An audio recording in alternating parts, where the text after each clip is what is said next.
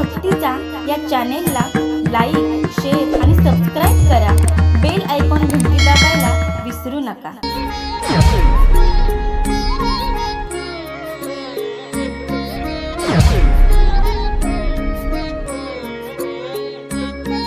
ही बाळकाची व्याप्ती देह विसरी आपुला जवळी घेता शिण गेला दावी प्रेम भाते आणि अंगावरी चढते देह विसरी आपुला जवळी घेता शिण गेला तुका संता पुढे पायी झोंबे लाडे कोडे देह विसरी आपुला जवळी घेता शिणगे अजम रुक्मिणी प्राण संजीवनंतम परम धाम कैवल्यमेकं तुरीयम् प्रसन्नं प्रपन्नार्तिहं देवदेव परब्रह्मलिंगं भजे पाण्डुरङ्गं पाण्डुरङ्गा करू पाण्डुरङ्गा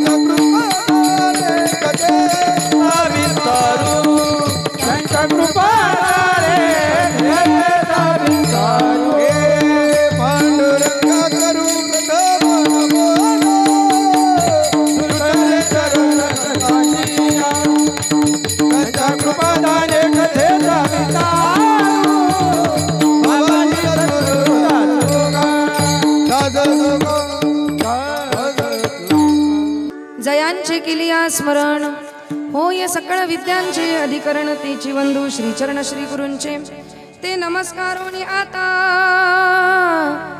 यदक्षरमनाख्येयम् आनंदमज केवलम् श्रीमन्निवृत्तिनाथेति ख्यातं दैवतमाश्रये मनोजवं मारुततुल्यवेगं जितेन्द्रियं बुद्धिमतां वरिष्ठं वातात्मजं वानरयूथमुख्यं श्रीरामदूतं शरणं प्रपद्ये हे दुःखभञ्जन मारुतिनंदन सुन लो मेरी पुकार पवन सुत बिनते बारंबार पवन सुत बिनते बारंबार चले आओ जी पवन कुमार हमारे हरि कीर्तन में चले आओ जी पवन कुमार हमारे हरि कीर्तन में चले आओ जी पवन कुमार हमारे हरि कीर्तन में चले आओ जी पवन कुमार हमारे हरि कीर्तन में चले आओ जी पवन कुमार हमारे हरि कीर्तन में चले आओ जी पवन कुमार हमारे हरि कीर्तन में चले आओ जी पवन कुमार हमारे हरि कीर्तन में चले आओ जी पवन कुमार हमारे हरि कीर्तन में ओ राम जी को लाना लखन जी को लाना राम जी को लाना लखन जी को लाना राम जी को लाना लखन जी को लाना राम जी को लाना लखन जी को लाना चले आओ सारा परिवार हमारे हरि कीर्तन में चले आओ जी पवन कुमार हमारे हरि कीर्तन में चले आओ जी पवन कुमार हमारे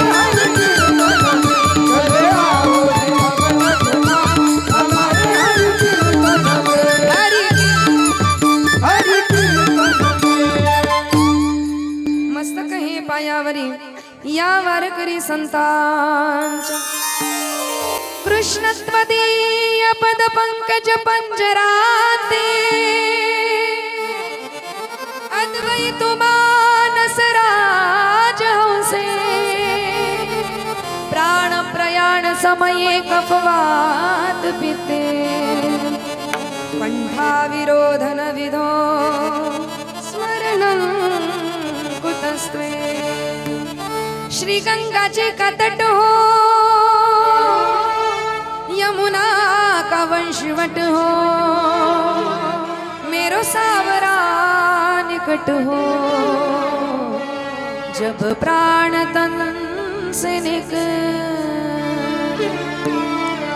उस वक्त जल्दी आना नहीं शाम भूल जाना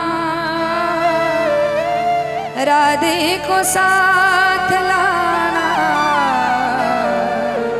जब प्राण तन से निकल। सर्वांनी 2 मिनिटं भजन करायचं, हाताने टाळी वाजवायची, मुखाने भजन म्हणायचं। जय राधा माधवा जय कुंज बिहारी जय राधा माधवा जय कुंज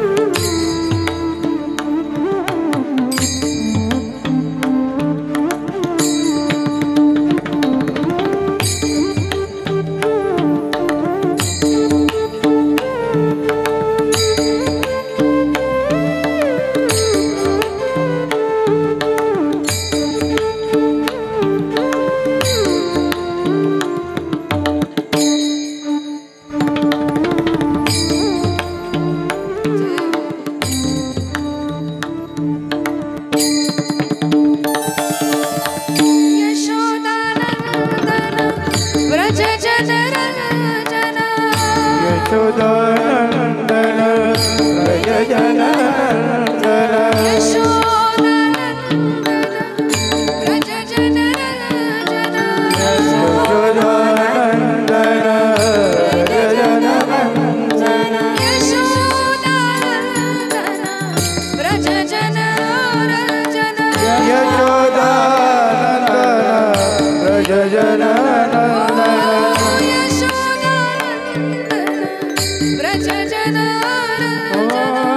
यशोदानंदन व्रज जननंदन जमुना तीर वनचारी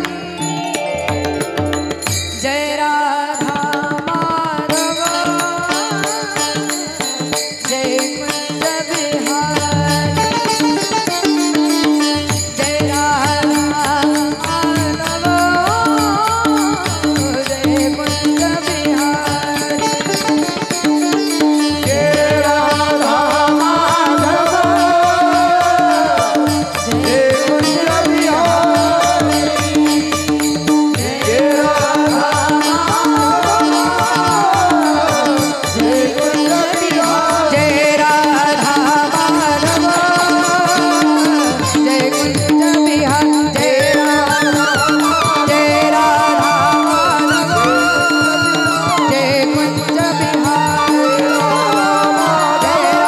माधव जय कुंज बिहारी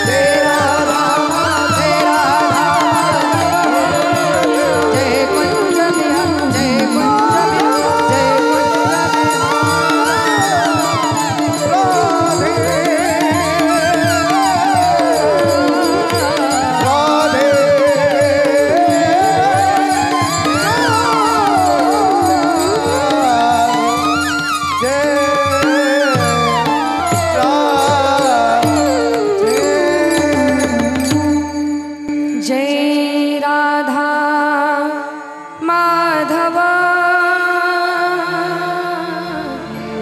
जय कुंज बिहारी मातेची आचती अवघी बाळकाची व्याप्ती देह विसरी आपुला जवळी घेता क्षीण गेला परमात्मा स्वरूप बसलेल्या सर्व श्रोतवृंद मायबाप भगिनींच्या चरणारविंदी विनम्र भावाने अभिवादन करून जगत उद्धारक जगद्गुरु तुकाराम महाराज मुक्त कैवल्य तेजोनिधी कैवल्य कणकदाते साधकांचे मायबाप योगियांची माऊली ज्ञानी यांचे शिरोमणी भगवान श्री ज्ञानेश्वर महाराज संत श्रेष्ठ प्रेममूर्ती नामदेव महाराज शांती ब्रह्मश्री एकनाथ महाराज ब्रह्मचितकला आदिशक्ती मुक्ताबाई भक्त जनहृदय साम्राज्ञी जनाबाई आदी करून सर्व संतांच्या चरणी साष्टांग प्रणिपात करते आणि आजच्या या नैमित्तिक हरिकीर्तन रूपी सेवेला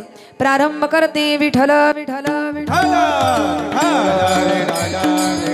विठ्ठला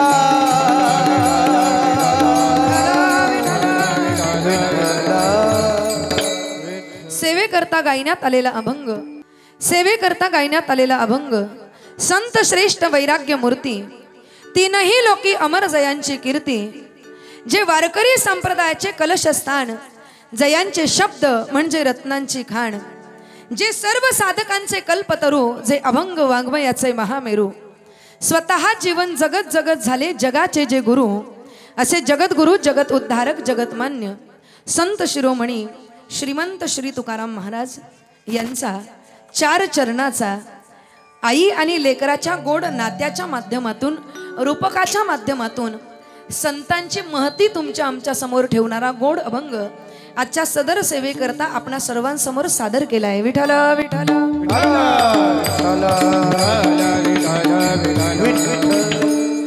सेवेला प्रारंभ करण्या अगोदर दोन शब्दांचा परिचय देणं अगत्याचं आहे आणि याच नियमाला अनुसरून कैलासवासी चंद्राबाई सदाशिव पाटील यांच्या पंचम पुण्यस्मरणानिमित्त आयोजित ही हरिकीर्तनाची सेवा आदरणीय परमार्थ परमस्नेही आमच्यावर नितांत स्नेह करणाऱ्या वारकरी संप्रदायाचा निष्ठावंत भाव ज्यांच्या अंतकरणात आहे भगवंताची साधू संतांची सेवा नित्य रीतीने ज्यांच्याकडून होत असते अशा या परिवाराच्या स्नेही आणि आमच्याही स्नेही असणाऱ्या आदरणीय परमार्थ परमस्नेही आशाताई पाटील यांच्या संपर्कातून ही सेवा आमच्यापर्यंत आली आणि या ठिकाणी सेवा करण्याचा आजचा हा योग जुळून आला। कैलासवासी चंद्राबाई सदाशिव पाटील यांच्या पाठीमागे असणारा त्यांचा संपूर्ण परिवार, खरं तर 5 लेकरांचा हा परिवार।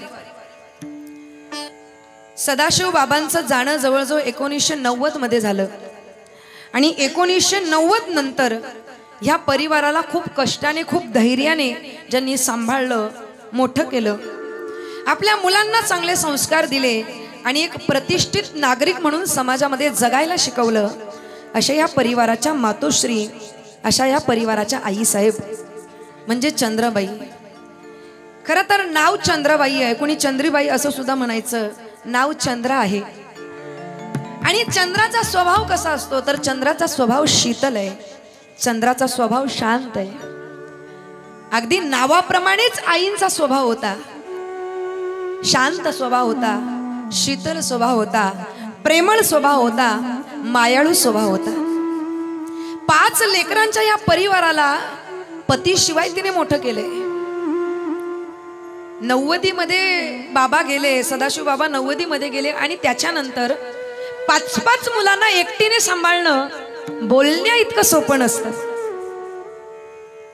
पतीची साथ सुटल्यानंतर परिवाराला सांभाळायचं, समाजाला कशी उत्तर द्यायची, कारण बोलणाऱ्याची तोंड अनेक असतात. पण या सगळ्याला मागे सारून आपल्या मुलांचं उत्तम भवितव्य आपल्याला घडवायचंय, त्यांना चांगले संस्कार द्यायचे, ही भावना तिच्या अंतकरणात होती. आणि म्हणून या आईने या मुलाबाळांना खूप धैर्याने मोठं केलंय, प्रतिकूल परिस्थितीमध्ये त्यांना मोठं केलंय.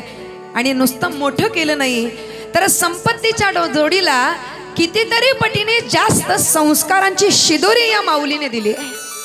आणि ही देणं गरजेचं आहे, ही देणं गरजेचं आहे. पण दुर्दैव किती असेल बघा ना, किती दुर्दैव. पतीची साथ सुटली आणि त्यानंतर आई हयात असताना त्यांचे 2 मुलं त्यांना सोडून गेले, कैलासवासी सुरेश पाटील, कैलासवासी विलास पाटील.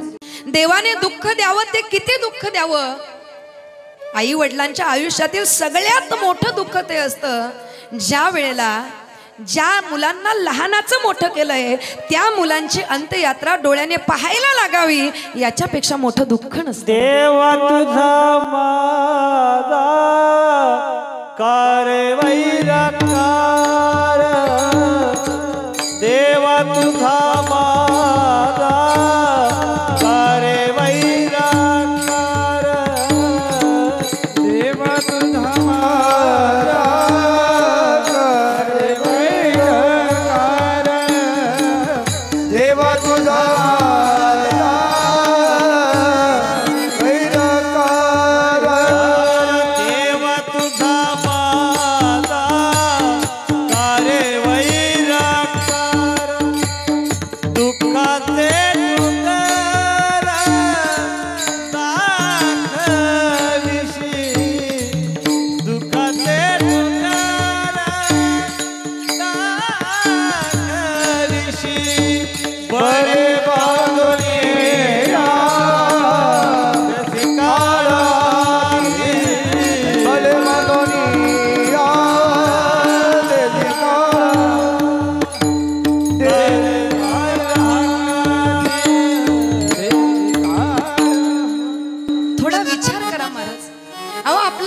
लेकरू असेल, इस्त्री करत असताना चुकून जर त्याला चटका बसला ना तर आई वडिलांच्या काळजात धस्स होतो. तर ज्या मुलाला जन्म दिलाय, त्याला लहानाचं मोठं केलंय, त्याचा संसार डोळ्यांनी बघितलाय, त्याची अंत्ययात्रा ज्यावेळेस त्या माऊलीला डोळ्यांनी पाहायला लागत असेल त्यावेळेला तिच्या अंतकरणात, तिच्या काळजात किती त्रास होत असेल, वरपळून निघत असेल महाराज अंतकरण. पतीची साथ सुटली, ज्या मुलांच्या आधाराने जगायचं होतं त्या 2 मुलांची अंत्ययात्रा पाहायला लागली. आणि त्यानंतर मात्र तिचं जीवन निरस झालं, शांत झालं. जे 3 मुलं होती त्या 3 मुलांपैकी आहेत श्री संतोष दादा पाटील, श्री सुनील दादा पाटील, श्री अनिल दादा पाटील. आई अनिल दादांकडे असायचे म्हणजे त्यांना लहान मुलाकडे राहायला आवडायचं. आईचं सगळ्या मुलांवर सारखंच प्रेम असतं बरं का, आईचं सगळ्या मुलांवर सारखंच प्रेम असतं. पण एखाद्या ठिकाणी तिला राहायला आवडतं, तसं तिला अनिल भाऊंच्या घरी राहायला आवडायचं. अनिल दादा अनेक वेळा बोलायचे, मोठ्याने छान बंगला बांधलाय, आई 1 रात्र तरी तिकडे राहा, 1 दिवस तरी तिकडे राहा. पण आईने म्हणावं, लेका तुला मी जड झाले का, असं तिने म्हणावं. आई इथं राहायची, सगळ्या नातींना सगळ्या नातवांना एकत्र घेऊन बसायची आणि सगळे तिला प्रेमाने ब हाक मारायचे. ब हे एक छोटं अक्षर आहे, पण या अक्षरामध्ये इतकं प्रेम भरलेलं आहे, इतकी माया भरलेली आहे, इतका स्नेह भरलेला आहे. आजकालच्या मम्मीमध्ये ममामध्ये सुद्धा ती प्रेम नाही, ती ताकद नाही. ब नुसतं म्हटलं तरी प्रेम माया अंतकरणात निर्माण होत असते. एक छोटंसं अक्षर आहे महाराज. आई हे मायेचं दुकान असेल तर ब म्हणजे मायेचं गोडाऊन आहे. या घराची ब सगळ्यांनी तिच्या जवळ येऊन बसावं. या घराला प्रतिकूल परिस्थितीतून मोठं करत असताना फक्त प्रपंच करायला शिकवलं नाही, तर प्रपंचाबरोबर परमार्थ करायला सुद्धा शिकवलं. आणि हा परमार्थ तिने सुद्धा तिच्या जीवनामध्ये केला आहे. पंढरीची वारी करणं, साधू संतांची सेवा करणं हा स्वभाव तिचा होता. आता चांगले दिवस आले म्हणून आता ती तीर्थयात्रा करत होती असं नाही, तर परिस्थितीमध्ये ज्यावेळेस हे घर सुद्धा चांगलं नव्हतं त्यावेळेला सुद्धा ती महिनाभर तीर्थांना जायची. अयोध्या, काशी, मथुरा, वाराणसी, बद्रीनाथ, केदारनाथ असे अनेक तीर्थ तिने आपल्या डोळ्यांनी पाहिले आणि आपलं जीवन पवित्र करून घेतलं. जीवन पवित्र. आईने म्हणावं, मी मेल्यानंतर माझ्या अस्थी काशीला न्यायच्या नाही, मी मेल्यानंतर माझ्या अस्थी गयेला न्यायच्या नाही, तिथं जाऊन पिंडदान कोणीही करायचं नाही, कारण मी हयात असताना मी सगळे तीर्थ पाहिले आणि जीवन पवित्र केलेलं आहे. त्याच्यामुळे मी गेल्यानंतर ह्या गोष्टी तुम्ही करू नका. मुलांना तिने आधार दिला.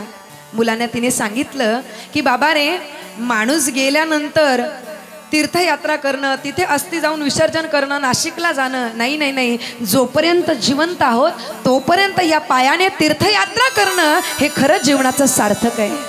आपुली आपण करा सोडवन, आपुली आपण करा सोडवन, आपुली आपण करा सोडवन, आपुली आपण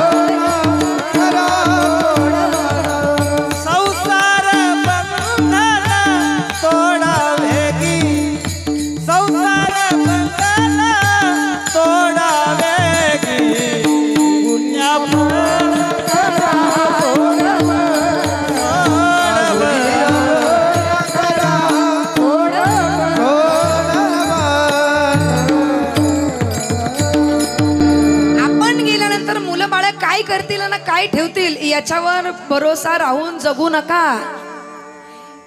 कारण पोरग आणि नारळ कसं निघेल हे आधी सांगणं कठीण आहे, सांगता येतं का? म्हणून त्यांच्यावर राहू नका. ते करतील, ते पिंडदान करतील, मग ते गयेला जाऊन श्राद्ध घालतील, काशीला वाराणसीला जाऊन पिंडदान करतील, श्राद्ध करतील, नका त्याच्यावर राहू. आपुली आपण करा सोडवण, संसार बंधन तोडावे. संतांनी सांगितलं, देवाने आपल्याला पाय दिले.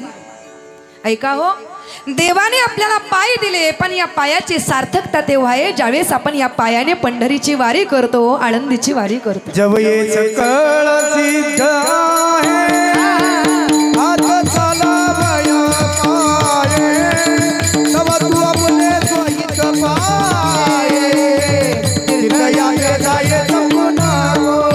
जब ये सकळ सिद्ध आहे, हात चालावया पाये, तब तू अपने स्वहित पाये, तीर्थयात्रे जाये तुकू नको. जवळ हे सकळ सिद्ध आहे, हात चालावया पाय. जोपर्यंत पाय चांगले आहेत, हात चांगले आहेत, डोळे चांगले आहेत, तोपर्यंत तीर्थयात्रा करून घ्या. एकदा का सगळे अवयव गात्र गलीत झाले, डोळ्यानं दिसत नाही, उठलं की बसता येत नाही, बसलं की उठता येत नाही, अशी परिस्थिती निर्माण होते की तिला उठवायला 2 माणसं, बसवायला 2 माणसं, आणि अशा वयात तीर्थयात्रा करून काही फायदा आहे का? जवळ हे सकळ सिद्ध आहे. देवाने पाय दिलेत, पण पायाची सार्थकता तेव्हा आहे ज्यावेळेस या पायाने आम्ही पंढरीची वारी करतो, कार्तिकेची वारी करतो. देवाने हात दिलेत, पण हाताची सार्थकता तेव्हा आहे ज्यावेळेस या हाताने आम्ही हरी कीर्तनामध्ये टाळी वाजवतो. देवाने मुख दिलंय, पण या मुखाची सार्थकता तेव्हा आहे ज्यावेळेस भगवंताचं पवित्र नाम या मुखातून आमच्या बाहेर निघत. पवित्र ते कुळ वाणी पुण्यवंत, जो वदे अच्युत सर्व काळ. तो देह पवित्र आहे, ती वाणी पवित्र आहे महाराज, ज्याच्या मुखातून भगवंताचं नामस्मरण होतं, नामचिंतन होतं. आणि या मातोश्रींनी, या आईसाहेबांनी ते सगळं केलं आपल्या जीवनामध्ये. आणि हे सगळं करून वयाच्या 92व्या वर्षी त्यांनी या जगाचा निरोप घेतला, या इहलोकीची यात्रा संपवली. किती वर्ष वय? 92. किती थोडं बोलत चला. 92. आता आपण हे फक्त ऐकून ठेवायचं बरं का दादा. 92 वर्ष. कारण आपण तेवढे जगणार आहेत का? नाही जगणार. आता फास्ट फूड इतकं वाढलंय. चायनीज खा, बर्गर खा, पिझ्झा खा, मोमोज खा, हे खा, ते खा. सकाळची सुरुवातच वडापावने होते. हा, काय जगणार? मी म्हातारे माणसं कीर्तनाला दिसले ना, त्यांना मी नेहमी म्हणत असते, तुमच्यापेक्षा आम्ही तरुण कितीतरी पटीने भाग्यवान आहोत. म्हाताऱ्या माणसांना मी म्हणत असते, तुमच्यापेक्षा आम्ही तरुण कितीतरी पटीने भाग्यवान आहोत. त्याचं कारण आहे, आम्हाला म्हातारपणाचं दुःख नाही. का आम्हाला म्हातारपणाचं दुःख नाही? कारण आम्ही म्हातारपणापर्यंत जगणारच नाही. आईचं वय 92 होतं, पण 92 वयामध्ये सुद्धा इतकी काटक शरीर तिचं होतं, इतकं काम ती करायची. आणि मी नेहमी सांगत असते, जुन्या माय माऊल्या, लुगड्यावाल्या जेवढ्या जुन्या माय माऊल्या आहेत ना, त्या जुन्या माय माऊल्या आजही जितकं काम करू शकतात तितकी आताची सुनबाई करू शकत नाही. तिने दिवसभर काम केलं का तिच्या लगेच मनका दुखतो, कंबर दुखते, लगेच ती मूव आणते आणि मूव लावते, पण मूव ऑन काय होत नाही. पण जुन्या माई माऊल्या, किती काटक शरीर होतं महाराज, किती शक्ती, किती ताकद होती महाराज. का? कारण प्रतिकूल परिस्थितीमध्ये त्यांनी संसार उभा केला होता. त्यांना AC माहिती नव्हती, त्यांना वॉशिंग मशीन माहिती नव्हतं, त्यांना किचनमधली ती सगळी भांडी त्या स्वतःच्या हाताने धुवायच्या, त्यांना भांडी घासायचं मशीन माहिती नव्हतं. आजकाल इतके मशीन निघाले, आमच्या भाषेप्रभू जगन्नाथ महाराज सांगतात, आजकाल इतके मशीन निघाले की कपडे धुवायचं मशीन, कपडे सुकवायचं मशीन, भांडे घासायचं मशीन, भांडे स्वच्छ करायचं मशीन, घर आवरायचं मशीन, साफसूफ करायचं मशीन. आता फक्त एकच मशीन राहिलंय, माणूस आतमध्ये टाकायचा, जेवण करून ढेकर देऊनच बाहेर आला पाहिजे. पण जुन्या माई मावल्यांना ते काही माहिती नव्हतं महाराज. अतिशय प्रतिकूल परिस्थिती होती. पहाटे लवकर उठायच्या. असा काळ जुना होता की पहाटे लवकर उठून चूल पेटवण्याकरता फाट्यांना जायला लागायचं. त्या फाट्या डोक्यावर आणायच्या, चूल पेटवायच्या आणि मग त्या चुलीवर स्वयंपाक बनवायचा. आई खूप प्रतिकूल परिस्थितीतून संसार, प्रपंच असा वेलीसारखा, त्यांना फुलांसारखा फुलवते, मोठा करते. आणि आई गेल्यानंतर आम्ही मोठा बंगला बांधू शकतो.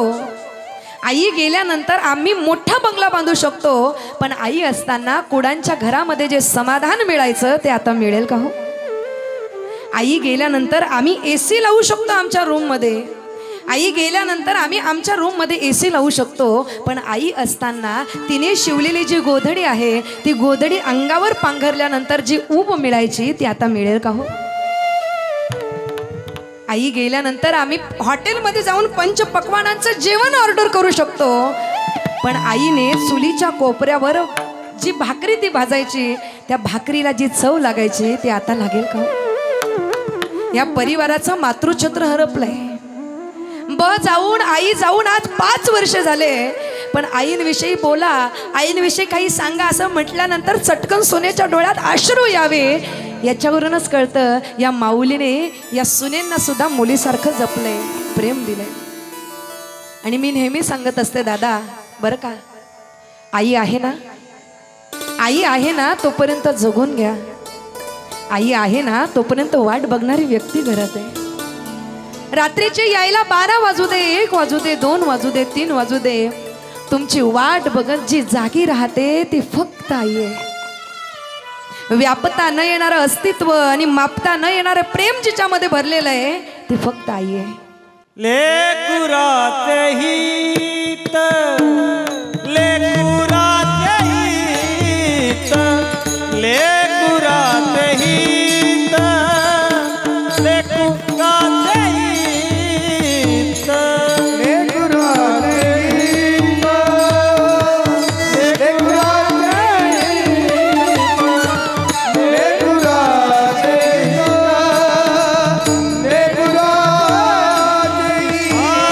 लेकुराचे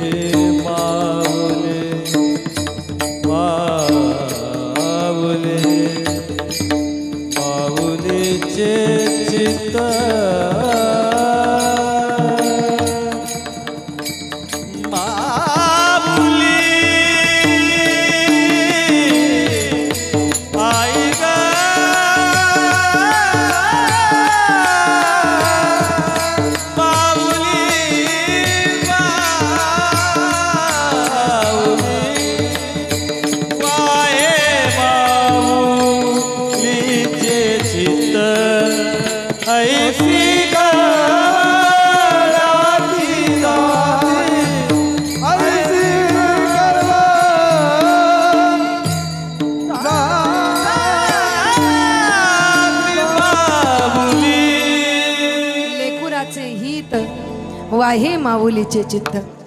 लेकराच्या हिताकरता जिचं चित्त सतत वाहत असतं ती आई आहे. थोडं सावकाश होऊ द्या, व्यवस्थित होऊ द्या, गर्दी आहे पण थोडं त्यांचं नियोजन शांततेत करा. विठ्ठल विठ्ठल विठ्ठल विठ्ठल विठ्ठल विठ्ठल विठ्ठल.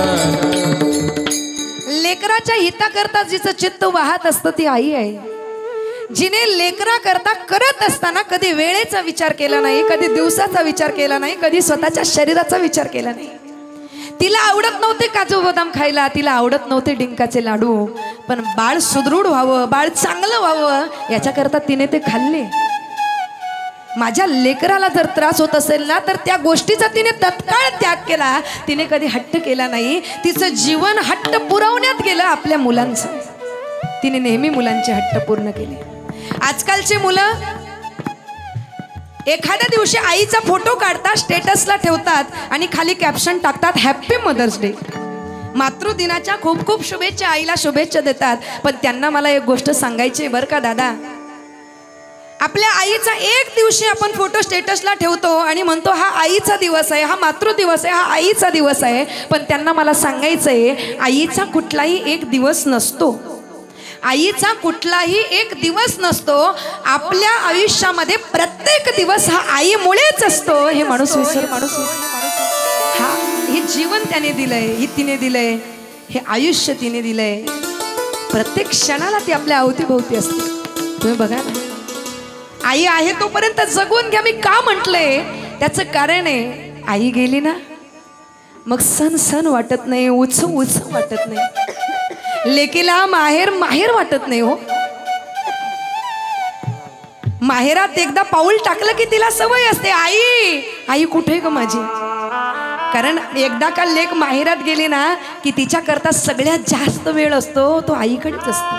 माझ्या लेकीला काय आवडतं ते सगळे पदार्थ ती बनवणार. जोपर्यंत माहेरात आई आहे, बाप आहे, तोपर्यंत लेकीचं माहेर पण आहे. पापड, मिरच्या, मिरगुटल्या 3 किलोच्या जरी बनवल्या ना तरी आठवणीने लेकी करता अर्धा किलोच्या काढून ठेवते. ती फक्त आई आहे. दादा, एखादी स्पेशल भाजी आई बनवत असते, एखादी भाजी आई बनवत असते, त्याच्यामध्ये जास्त मसाला ती टाकत नाही, काही वाटण बेटकर टाकत नाही, पण त्या भाजीला जी चव लागते ना ती दुसरं कुणाच्याच हाताला लागत नाही. आई गेल्यानंतर ती भाजी ताटात जरी आली ना तरी चटकन आमच्या डोळ्यातून पाणी येतं आणि शब्द बाहेर पडतो, माझी आई ना ही भाजी खूप छान बनवायची बरं का. तशी भाजी ना आतापर्यंत कुणालाच जमली नाही, कुणालाच जमली नाही. आई वेगळं काही करत नव्हती हो, वेगळे काही मसाले, वेगळं काही वाटण नव्हते टाकत. फक्त ती बनवत असताना त्याच्यामध्ये प्रेम, माया, वात्सल्य, स्नेह या सगळ्या गोष्टी टाकायची. कुठला सण आला की तिने लवकर उठावं, उंबरठा पूजन करावं, तुळशीला पाणी घालावं, सडा संबर्चन करावं, घराच्या समोर रांगोळी काढावी, लेकरांना उठवावं. प्रत्येक सणाला आईची जी लगबग असते, जी धावपळ असते ती दुसरी कोणाचीच नसते. म्हणून आई गेली की सण सण वाटत नाही, उत्सव उत्सव वाटत नाही, घर रिकामं रिकामं वाटतं. ती ज्या सोफ्यावर बसायची, ज्या बेडवर बसायची, तो बेड सुद्धा बोलू लागतो, आई ये ना ग, आई ये ना ग, आई ये ना ग. प्रत्येक दिवशी आम्ही तिची वाट बघतो, पण आमची सोडून गेलेली आई पुन्हा येऊ शकत नाही. आमची सोडून गेलेली आई पुन्हा येऊ शकत नाही. म्हणून जोपर्यंत आई आहे तोपर्यंत तिच्यासाठी वेळ द्या, तिच्याकरता जगा. 2 मिनटं तिच्याजवळ बसा, तिला विचारा, आई तुला काय हवंय, आई तुला काय आवडतं. ताई, दादा, ऐका, आपल्या प्रत्येक आवडीनिवडी आपल्या आईला माहिती असतात. माझ्या लेकराला कुठली भाजी आवडते आईला माहिती असतं. माझ्या मुलाला कुठला रंग आवडतो आईला माहिती असतं. माझ्या मुलाला कुठला शर्ट आवडतो आईला माहिती असतं. सगळ्या आवडीनिवडी आपल्या आईला माहिती असतात.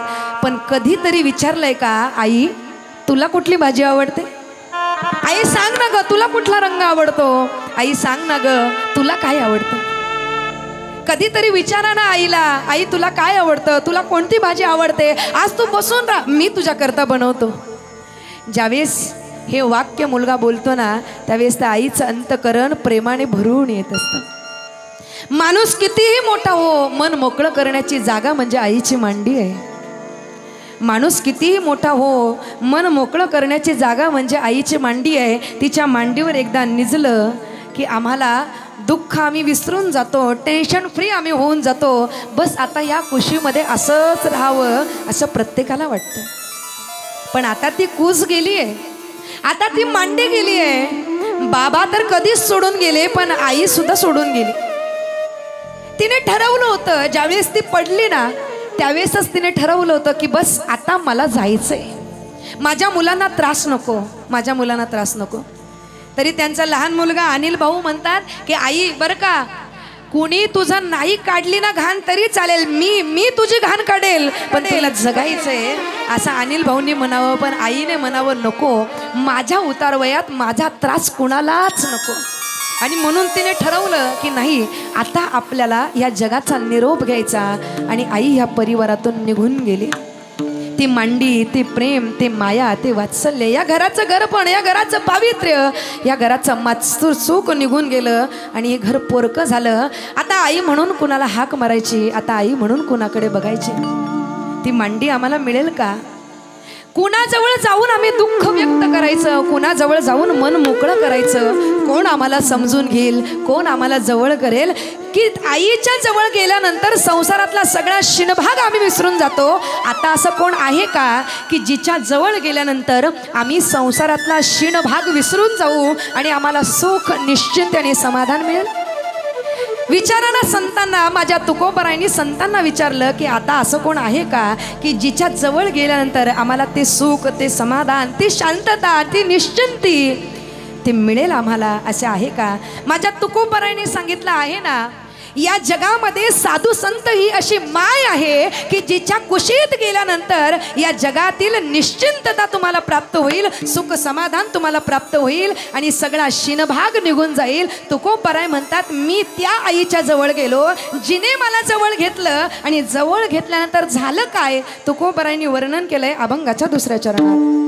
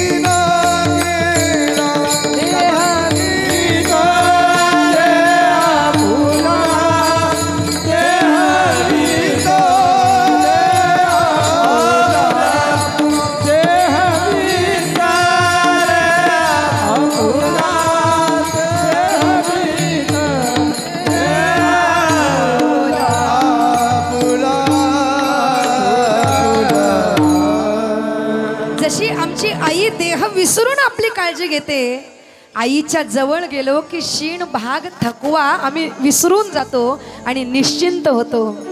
ऐका, साधू संत ही अशी माय आहे, साधू संत ही अशी आई आहे, साधू संत ही अशी माऊली आहे की जिने जवळ घेतलं ना की या प्रपंचातील सगळा शिनभाग निघून जातो. ती माऊली आहे, ती आई आहे, ते साधू संत आहेत. तुकोबरायांच्या समोर जी आई आहे ना ती आई म्हणजे ज्ञानराज माऊली, जिचं वर्णन करताना शंकराचार्यांनी म्हणावं, कलावज्ञ जीवोद्धरार्थावतारम,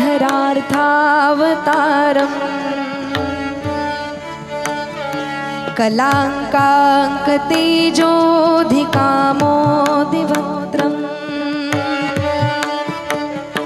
खलानेशवादापनोदार्हदक्षम् समाधिस्थमूर्तिं भजे ज्ञानदेवम्. कुठे ती माय, कुठे ती आमची आई? अलंकापुरी रम्य सिंहासनस्थं पदाम्भोज तेज स्फुरदि प्रदेशम् विधीन्द्रादिदेवै सदा स्तूयमानम्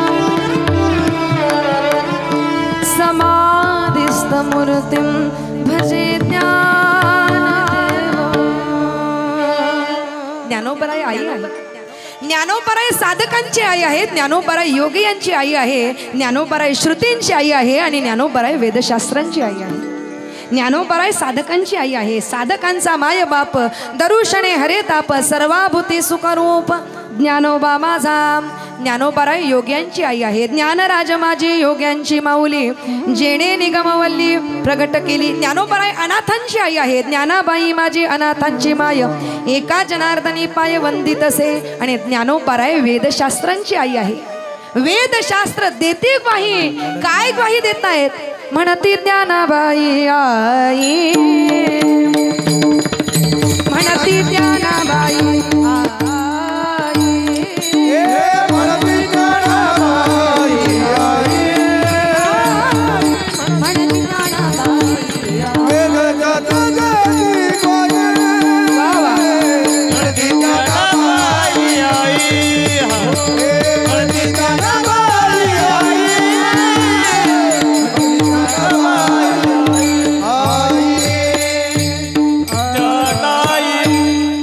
आई आता आमची कोण आहे? आता जन्मदात्री आई गेली आहे. आता कोण आहे आमची आई? तर ज्ञानाबाई आमची आई आहे. ज्ञानेश्वर महाराज आमची आई आहे. ती आई नाही तर ती आमची माऊली आहे. आईमध्ये आणि माऊलीमध्ये काय फरक आहे? आईने आम्हाला प्रपंच करायला शिकवलं आणि माऊलीने आम्हाला परमार्थाचा मार्ग दाखवला. आईने आम्हाला जीवन दिलं, आईने आम्हाला चालायला शिकवलं, माऊलीने कुठे चालावं हे आम्हाला शिकवलं. आईने आम्हाला बोलायला शिकवलं पण माऊलीने काय बोलावं हे शिकवलं. तैसे साचा आणि मवाळ मितुले आणि रसाळ शब्द जैसे कल्लोळ अमृताचे. आणि म्हणून आईने जे आमच्यावर उपकार केले त्याच्यापेक्षा जास्त उपकार हे साधू संतांनी केले आमच्यावर. म्हणून आई गेल्यानंतर जिने आम्हाला जन्म दिलाय, जिने आम्हाला जन्म दिलाय, जिने आमचं जीवन सांभाळलंय, ती आई गेल्यानंतर म्हणजेच त्या व्यक्ती गेल्यानंतर त्या व्यक्तीच्या संबंधाने जे वंशज आहेत त्या वंशजांनी ज्या क्रिया करायच्या असतात त्या क्रियेला श्राद्ध क्रिया असं म्हणत असतात. त्या क्रियेला श्राद्ध क्रिया असं म्हणतात. आज 5 वर्षानंतर आपण एक प्रकारचं जे करतोय त्याला श्राद्ध असं म्हणतात. एखादी व्यक्ती गेल्यानंतर होईल का व्यवस्थित? विठ्ठल विठ्ठल विठ्ठल विठ्ठल विठ्ठल. मानवी जीवन जगत असताना जन्म आणि मृत्यू हे मानवी जीवनाचे अविभाज्य घटक आहेत. मग माणूस गेल्यानंतर त्याच्या पश्चात जे ते वंशज आहेत त्या वंशजांना काही क्रिया कराव्या लागतात, त्यांना श्राद्ध क्रिया असं म्हणतात. मग त्या श्राद्ध क्रिया करत असताना श्राद्ध म्हणजे नक्की काय? तर ज्या लोकांनी आमच्यावर काही उपकार केलेत, ज्या लोकांनी आमच्यावर काही ऋण केले त्यांच्याविषयी आमच्या अंतःकरणात श्रद्धा असते. आणि त्या श्रद्धेपोटी ज्या क्रिया करायच्या असतात किंबहुना त्या श्रद्धेने ज्या क्रिया करायच्या असतात त्यांना श्राद्ध असं म्हणतात. श्रद्धया क्रियते तत् श्राद्ध. श्रद्धेने करावयाच्या क्रिया त्यांना श्राद्ध असं म्हणतात. मग माणूस गेल्यानंतर काय काय करावं लागतं, काय काय केलं पाहिजे? शास्त्र सांगतं की 10 दिवस सुतक पाळावं, 10व्या दिवशी त्या ठिकाणी पिंडदान करावं. पिंडदान केल्याने, दशक्रिया केल्याने काय होतं तर दशक्रिया केली की आमची जी गेलेली व्यक्ती आहे त्या व्यक्तीला एक शरीर प्राप्त होत असतं. त्याला लिंग शरीर किंवा लिंग देह असं म्हणतात. हा जो लिंग देह आहे तो लिंग देह 17 तत्वांचा असतो. किती तत्वांचा?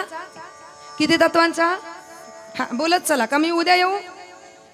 17 तत्वांचा तो लिंग देह असतो. 5 ज्ञानेंद्रिय, 5 कर्मेंद्रिय, पंचतत्व, अहंकार आणि मन. किती झाले? 11.5. किती झाले? 17.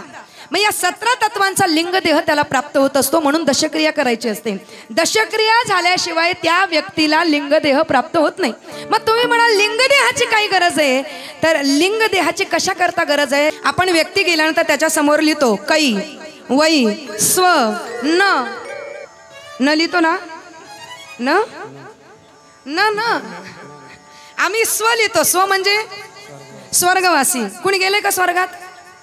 जे जे गेले त्यांनी पटकन हात वर करा. नाही गेले काय उपयोग नाही तुमचा. असू द्या. स्वर्गात जावं, पण स्वर्गात जात असताना स्वर्गात जो जातो, स्वर्गात ज्याला जायचंय त्याने स्वर्गात गात केलं पाहिजे, तो बरोबर स्वर्गात जातो.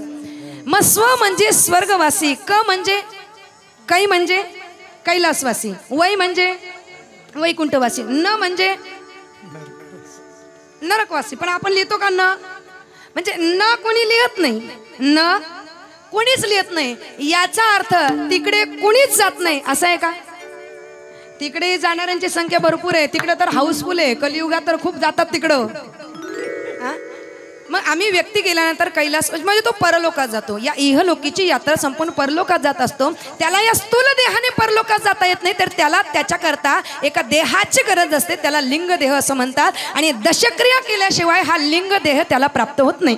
17 तत्वांचा हा लिंग देह त्याला प्राप्त झाला की मग दशक्रियानंतर त्याचा परलोकीचा प्रवास सुरू होत असतो. आणि तो परलोकीचा प्रवास पूर्ण करायला त्याला 12 दिवस लागतात. किती दिवस? त्याला 12 दिवस लागतात. मग 12 दिवसात तो पितृलोकामध्ये प्राप्त होतो. पण पितृयोनीचा 12 दिवस किंबहुना पितृयोनीचा एक दिवस म्हणजे किती काळ? तर त्याचं वर्णन करताना म्हटलंय 3 योनी आहे. देवयोनी, पितृयोनी आणि मनुष्ययोनी. देवयोनीचा काळ वेगळा आहे, पितृयोनीचा काळ वेगळा आहे आणि मनुष्य योनीचा कालगणना ही वेगळी आहे. देवयोनीची कालगणना सांगत असताना गीतेमध्ये वर्णन केलेलं आहे की षण्मासा उत्तरायण, षण्मासा दक्षिणायन. 6 महिने दक्षिणायनाचा काळ असतो आणि 6 महिने उत्तरायणाचा काळ असतो. 6 महिने दक्षिणायनाचा काळ म्हणजे 6 महिने देवांची रात्र असते. 6 महिने देवांची रात्र असते. म्हणजे दक्षिणायनात देव काय करत असतात? झोपलेले असतात. आणि त्याच्यानंतर उत्तरायणामध्ये देव उठतात, उत्तिष्ठ होतात, उठतात ते. आणि मग उत्तरायण म्हणजे देवाचे 6 महिने उत्तरायणाचे असतात. म्हणजे 6 महिने देवाचा दिवस असतो. 6 महिने दक्षिणायनामध्ये फक्त देवाची रात्र आणि 6 महिने उत्तरायण म्हणजे फक्त देवाचा दिवस. म्हणजे 6 महिन्याची रात्र आणि 6 महिन्याचा दिवस असे आपले 12 वर्ष म्हणजे देवांचा फक्त 1 दिवस. आपले 12 महिने म्हणजे देवांचा किती दिवस? 1 दिवस. आणि आता जर आपण पितृयोनीमध्ये आलो तर पितृयोनीमध्ये कालगणना करत असताना 1 महिना, आपला 1 महिना म्हणजे पितरांचा 1 दिवस. आपला 1 महिना म्हणजे पितरांचा 1 दिवस. मग आपले 12 महिने म्हणजे पितरांचे किती झाले? 12 दिवस पितरांचे झाले. मग या लिंग देह प्राप्त झाल्यानंतर इथून त्याला परलोकात जाण्याकरता 12 दिवस लागतात. मग पितृयोनीचे 12 दिवस म्हणजे आपले किती झाले? किती झाले? 12 महिने झाले. मग बरोबर 12 महिन्यानंतर त्याला तो लिंग देह सोडावा लागतो आणि मग त्या व्यक्तीचा प्रेत योनीतून मुक्तता होते आणि पितर योनीमध्ये प्रवेश होतो. मग ते प्रेत राहत नाही तर ते पितर होतात. आणि 12 महिन्यानंतर म्हणजेच 1 वर्ष श्राद्ध आपण त्या ठिकाणी करत असतो. आणि ते वर्ष श्राद्ध त्या तिथीलाच झालं पाहिजे. काही लोक तारखेप्रमाणे करतात, पण शास्त्र सांगतं जी व्यक्ती ज्या तिथीला गेली आहे त्याच तिथीला ते वर्ष श्राद्ध झालं पाहिजे. त्याच तिथीला ते झालं पाहिजे, मागे पुढे नको. त्या तिथीला ते व्यवस्थित झालं पाहिजे. आणि मग ते श्राद्ध कर्म करत असताना श्राद्धाचे काही प्रकार सांगितलेत. नित्य श्राद्ध आहे, काही नैमित्तिक श्राद्ध आहे, काही कामश्राद्ध आहे, काही तीर्थश्राद्ध आहे आणि काही सपिंडी श्राद्ध आहे. असे अनेक प्रकार सांगितले. त्याच्यामध्ये 5 प्रकार महत्त्वाचे. नित्य श्राद्ध. नित्य श्राद्ध म्हणजे वर्षामध्ये जे पितृपक्ष येतो त्या पितृपक्षामध्ये आपल्या आईवडिलांच्या प्रित्यर्थ श्राद्ध करणं याला नित्य श्राद्ध असं म्हणतात. त्याला महालय श्राद्ध असं सुद्धा म्हणतात. दुसरं आहे नैमित्तिक श्राद्ध, ज्याचं वर्णन करताना एकनाथ महाराजांनी म्हटलंय, का सोम सूर्य ग्रहणे येऊनी करविती पार्वणे, का माता पिता मरणे अंकित जे दिवस. आई वडिलांच्या निमित्ताने जे जे आपण श्राद्ध करतो त्याला नैमित्तिक श्राद्ध असं म्हणतात. त्याच्यानंतर काम्य श्राद्ध, काही आपल्या मनात इच्छा असेल, आकांक्षा असेल, ती इच्छा पूर्ण व्हावी, ती संकल्पपूर्ती व्हावी, याच्याकरता जे श्राद्ध केलं जातं त्याला काम्य श्राद्ध असं म्हणतात. पुढे येतं ते म्हणजे तीर्थश्राद्ध. आई वडील गेल्यानंतर तुम्ही ज्या ज्या तीर्थाला जाल त्या त्या ठिकाणी तुम्ही आई वडिलांच्या प्रित्यर्थ श्राद्ध करू शकता. मग कुठलेही तीर्थ असेल, आळंदी असेल, पंढरपूर असेल, अयोध्या असेल, काशी असेल, गया असेल, वाराणसी असेल, प्रयाग असेल, तुम्ही तिथे गेल्यानंतर आई वडिलांच्या स्मरण प्रित्यर्थ श्राद्ध करू शकतात. त्या श्राद्धाला तीर्थश्राद्ध असं म्हणतात. आणि शेवटचं येतं ते म्हणजे सपिंडी श्राद्ध, ज्याला वर्ष श्राद्ध असं म्हणतात. आणि हे वर्ष श्राद्ध एकदा झालं की त्या व्यक्तीची प्रेत योनीतून सुटका होते आणि पितर योनीमध्ये प्रवेश होतो. त्याच्यामुळे वर्षभराचा जो काळ आहे ना, तो काळ सुतक काळ म्हणून गणला जातो. म्हणून जुने जे लोक आहेत ना, ते वर्षभर पाळायचे. लग्न कार्य घरात होत नव्हते, कुणाच्या लग्नाला ते जात नव्हते, कुणाच्या उत्सवामध्ये ते सहभागी होत नव्हते, वर्षभर ते पाळायचे. पण आजकाल लोक पाळत नाही. आणि हे जर पाळलं नाही तर त्याचे दुष्परिणाम, त्याचे दोष आपल्या जीवनामध्ये लागतात. म्हणून वर्षभर ते पाळलं पाहिजे. वर्षामध्ये एकूण 17 प्रकारचे श्राद्ध वर्षामध्ये केले गेले पाहिजे. कुठले कुठले श्राद्ध? तर प्रत्येक महिन्याला एक मासिक श्राद्ध केलं पाहिजे. माणूस गेल्यानंतर प्रत्येक महिन्याला त्याचं मासिक श्राद्ध म्हणजे महिन्याचं जेवण आपण म्हणतो ते केलं गेलं पाहिजे. मग असे 12 महिन्याचे जेवण, महिन्याचे श्राद्ध म्हणजे किती झाले? 12. एकूण 17 श्राद्ध करायचे. मग त्याचं गणित कसं आहे? तर प्रत्येक महिन्याला एक श्राद्ध म्हणजे 12 महिन्याचे 12 श्राद्ध. त्यानंतर वर्षभरामध्ये 3 महिन्यानंतर एक श्राद्ध करायचं असतं, त्रैमासिक श्राद्ध. असे वर्षातून 4 श्राद्ध, 12 महिन्यातून असे वर्षातून 4 श्राद्ध जे 3 महिन्याला केले जातात, असे 4 होतात. 12 अधिक 4 किती झाले? किती झाले? 12 अधिक 4 16. असे षण्मासा श्राद्ध असं त्याला म्हणतात. आणि ते झालं की शेवटचं सपिंडी श्राद्ध. असे एकूण 17 श्राद्ध झाले की मग त्या व्यक्तीचं सुतक फिटत असतं आणि त्या व्यक्तीची प्रेत योनीतून सुटका होत असते आणि पितर योनीमध्ये त्याचा प्रवेश होत असतो. मग पितर योनीमध्ये प्रवेश केल्यानंतर आम्ही प्रत्येक वर्षाला त्या तिथीनुसार श्राद्ध करायचं. मग दुसरं वर्ष श्राद्ध, तिसरं श्राद्ध, चौथं श्राद्ध, 5वं श्राद्ध. आजचं जे आहे ते कितवं आहे? 5वं श्राद्ध आहे. हे 5वं श्राद्ध आम्ही फक्त आईन करता नाही करत आहे. इथं केलं गेलेलं कीर्तन, इथं केलं गेलेलं नामस्मरण, दानधर्म, या सगळ्या गोष्टी फक्त तुमच्या आईंनाच लागू होत आहेत असं नाही, तर तुमच्या सर्व पितरांना या लागू होत आहेत. हे सगळं पुण्य सगळ्या पितरांपर्यंत पोहोचतंय, कारण हे 5वं पुण्यस्मरण आहे. आणि हे असे पुण्यस्मरण किती काळ करावे? तर जोपर्यंत त्या व्यक्तीचं रक्त आपल्या शरीरात आहे तोपर्यंत त्या व्यक्तीसाठी आपण श्राद्ध करावं. ज्या व्यक्तीने आम्हाला जन्म दिलाय, जिचं रक्त आमच्या शरीरात आहे, तोपर्यंत त्या व्यक्तीकरता आम्ही ते श्राद्ध करावं, दानधर्म करावा, हरिकीर्तन करावं, नामस्मरण करावं. आणि हे नामस्मरण केलं तर पितर योनीमध्ये जी आमची व्यक्ती गेलेली आहे त्या व्यक्तीपर्यंत ते पोहोचतं आणि पितर सुखी समाधानी होतात आणि आम्हाला भरभरून आशीर्वाद देत असतात.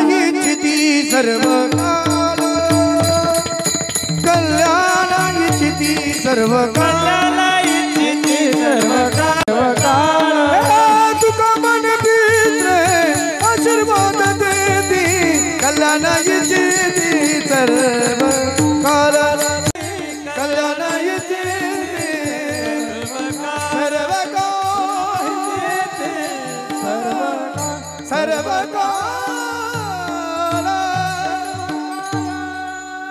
पितर हे सगळं पाहतात, आपल्याला आशीर्वाद देत असतात आणि आपल्या कल्याणाकरता ते प्रार्थना करत असतात. म्हणून हरिकीर्तन, नामस्मरण, भजन, दानधर्म या सगळ्या गोष्टी झाल्या पाहिजे.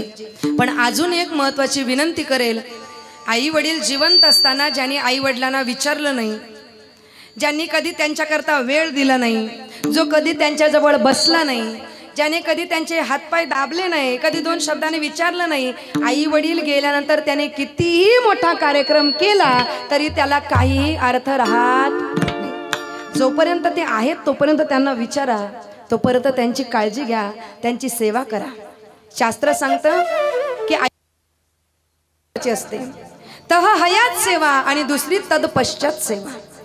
तह हयात असताना आपण त्यांच्याकरता वेळ देणं, जरा जास्त लाऊड होतंय, हॅलो.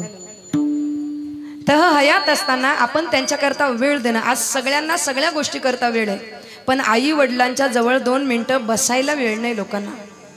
आई वडिलांच्या जवळ 2 मिनिटं बसायला वेळ नाही. आई वडिलांना फक्त एकच वाटतं की माझ्या लेकराने यावं, माझ्याजवळ बसावं, 2 शब्द प्रेमाने माझ्याशी बोलावेत, एवढं त्यांना वाटतं. आणि ते आपण केलं पाहिजे. जिने आपल्याकरता देहाचा विचार केला नाही. 21 वर्षाची एक मुलगी होती, 21 वर्षाची, लग्न झालं तिचं. पण लग्न होत असताना तिने नवऱ्याला अगोदर सांगितलं की बघा मी तुमच्याशी लग्न करायला तयार आहे, पण माझी एक अट आहे. काय अट आहे तर तिची मुलगी होती, त्या मुलीला लिंबू सरबत प्यायची फार सवय होती. ती मुलगी रोज लिंबू सरबत प्यायची. लग्न होत असताना तिने नवऱ्याला सांगितलं, काय सांगितलं तिने नवऱ्याला, की आपल्या लग्नाचं प्री वेडिंग शूटिंग नाही झालं तरी चालेल. होतं ना इकडे प्री वेडिंग शूटिंग, हा होतं की नाही. माझी हात जोडून विनंती आपल्या सर्व मंडळींना, सर्व समाजाला, की नसल्या तसल्या पाश्चात्य संस्कृतीच्या नादामध्ये आपण आपला धर्म गमावतोय. आपण आपली चांगली संस्कृती सोडून, हातचं सोडून पळत्याच्या मागे चालतोय. या प्री वेडिंग शूटिंग मुळे साखरपुडा झालेले लग्न मोडलेत.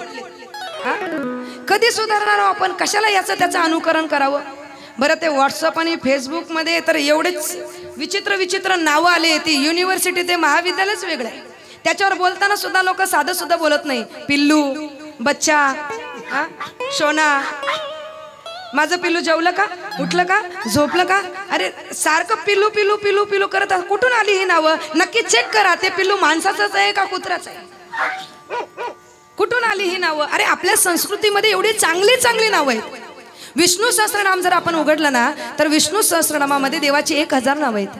हरी ओम शुक्लांबरधरं विष्णुं शशिवर्णं चतुर्भुजं प्रसन्नवदनं ध्यायेत् सर्वविघ्नोपशान्तये व्यासं वसिष्ठनप्तारं शक्ते पौत्रमकल्मषं पराशरात्मजं वन्दे शुकतातं तपोनिधिं व्यासाय विष्णुरूपाय व्यासरूपाय विष्णवे नमो वै ब्रह्मविदये वासिष्ठाय नमो नमः अविकाराय शुद्धाय नित्याय परमात्मने सदैकरूपरूपाय विष्णवे प्रभविष्णवे ओम नमो विष्णवे प्रभविष्णवे हरि ओम विश्वं विष्णुर्वषट्कारो भूतभव्य भवत्प्रभु भूतकृद्भूतभृद्भावो भूतात्मा भूतभावना भूतात्मा परमात्मा च मुक्तानां परमागतिः अव्ययपुरुषः साक्षी क्षेत्रज्ञोऽक्षर एव च योगो योगविदां नेता प्रधानपुरुषेश्वरः नारसिंहो श्रीमान् केशवः पुरुषोत्तमः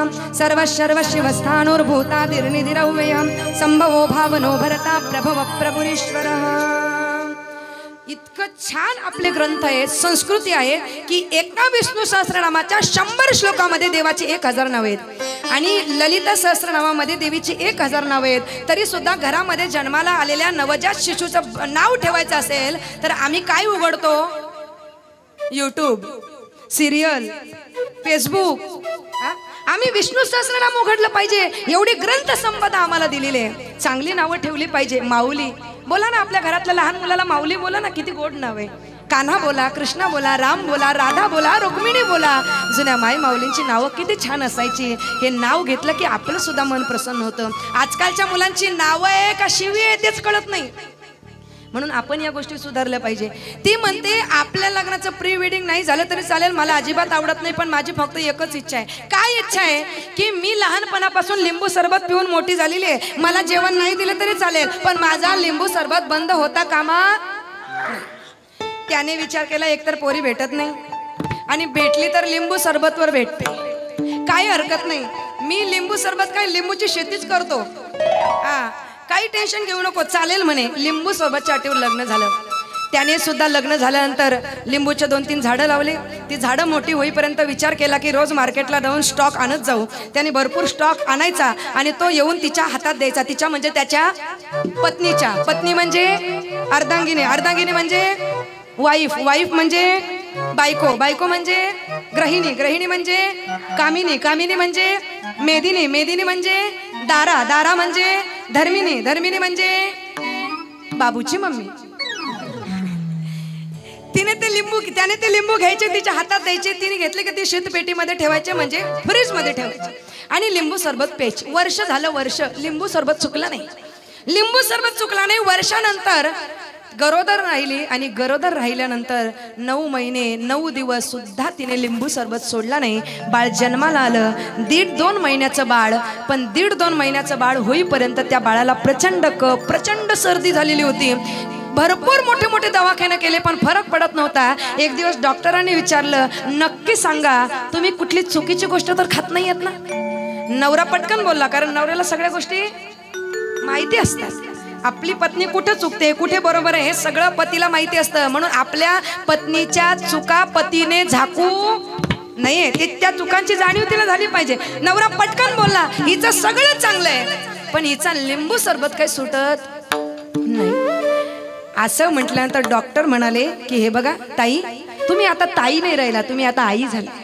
आणि तुम्हाला जर असं वाटत असेल तुमचं लेकरू सुदृढ व्हावं, चांगलं व्हावं, त्याचे कफ, त्याचं सिट्रिजन, त्याची सर्दी कमी व्हावी असं वाटत असेल तर तुम्हाला तुमचा लिंबू सरबत सोडावं लागेल. ऐका, जी मुलगी लग्न होईपर्यंत लिंबू सरबत पित होती, लिंबू सरबत देणार असाल तरच मी लग्न करेल या आटेवर तिने लग्न केलं, ती मुलगी आता म्हणते का नाही नाही नाही नाही, मी माझा लिंबू सरबत सोडणार नाही. डॉक्टर म्हणाले या लिंबू सरबतमुळे तुमच्या लेकराला त्रास होत आहे, क्षणाचाही विलंब न करता ती मुलगी म्हणते माझ्या लिंबू सरबतमुळे जर माझ्या लेकराला त्रास होत असेल ना, आता या क्षणापासून लिंबू सरबत सोडला. ती मुलगी सोडते, ती मुलगी नाही ती आई सोडते महाराज. हॉस्पिटलमध्ये जर क्रिटिकल परिस्थिती निर्माण झाली ना तर तिने म्हणावं मी गेले तरी चालेल पण माझं लेकरू जिवंत राहिलं पाहिजे. ही फक्त आई आहे, स्वतःच्या देहाचा विचार करत नाही, ती आई आहे. म्हणून देह विसरी आपुला, जवळी घेता शेण गेला. मग आता ती गेली आहे, आता आई म्हणून कुणाकडे बघायचं? जिच्या जवळ गेल्यानंतर शिणभाग निघून जाईल तर ते आमच्या आळंदीचे माऊली आहेत, ते आमचे तुकोबराय आहेत, ते ज्ञानोबराय आहेत की ज्यांच्या जवळ गेल्यानंतर शिणभाग विसरला जातो. म्हणून आळंदीला जावं, पंढरीला जावं आणि जात असताना पायी पायी जावं. कसं जावं?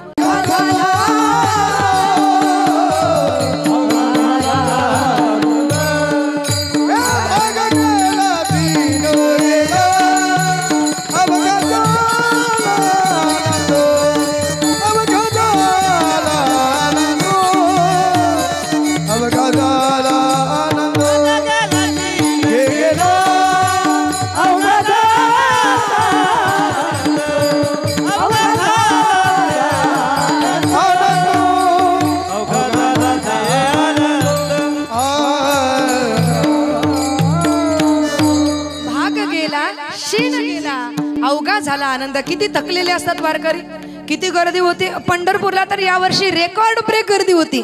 25 ते 26 लाख भाविक पंढरपूरला आले होते. पण कोणी म्हटलं का मी थकलो, कोणी म्हटलं का मी दमलो. बसमधून बसून आलेल्या माऊल्या सुद्धा 3-3 दिवस नॉन स्टॉप मार्केट करत होते. हे दुकान झालं का ते दुकान, ते दुकान झालं का ते दुकान. मी बघितलंय 2 बॅगा ज्यांनी आणल्या त्याने 3री बॅग वाढवली. पण त्या थकले नाही. भाग गेला, शीन गेला, अवघा झाला आनंद. हे माऊलीच्या जवळ होतं, हे विठुरायाच्या जवळ होतं. कारण ती विठुराया माऊली आहे, ती ज्ञानोबराय माऊली आहे, ती तुकोबराय माऊली आहे. संसारातील सगळा थकवा निघून जातो फक्त एक वारी केल्यामुळे, फक्त एक वारी केल्यामुळे. भाग गेला म्हणून जवळी घेता शीण गेला. आईच्या जवळ गेल्यानंतर शीण घेत जातो, माऊलीच्या जवळ गेल्यानंतर जन्म जन्मांतरीचा शीण भाग निघून जातो महाराज. आणि निश्चिंत अवस्था जीवाला प्राप्त होत असते. तसं आमची संसारातली आई लेकराच्या पलीकडे तिचं डोकंच चालत नाही.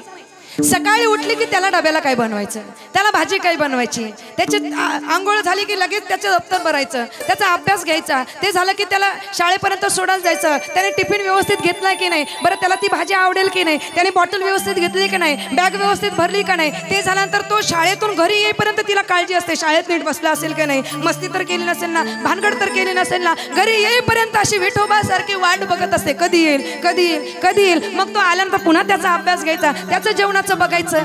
म्हणजे तिचं जीवन जे आहे ना ते लेकराच्या पलीकडे नाही, तिच्या चित्ताची व्याप्ती लेकरा पलीकडे नाही. तसं साधू संतांच्या चित्ताची व्याप्ती या जगाच्या हिताच्या पलीकडे नाही. हेच तुकोबारांनी सांगितलंय अभंगाच्या प्रथम मातेची मातेची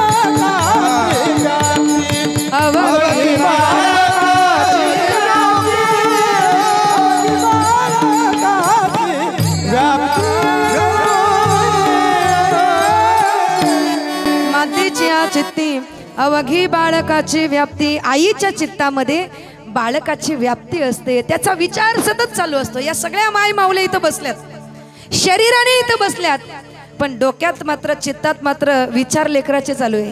जिचा शाळेत जाणार असेल तो शाळेत गेला असेल की नाही, डबा नेला असेल की नाही, बॉटल भरली असेल की नाही, छत्री तर विसरलं नसेल ना. कितीतरी विचार तिच्या डोक्यात असतात. तिचं जीवन, तिचं चित्त त्याच्या पलीकडे जात नाही. आकाशी चित्त तिचे पिला चित्त तिचे पिला घर हिंडते आकाशी चित्त तिचे पिला चित्त तिचे पिला चित्त तिचे पिला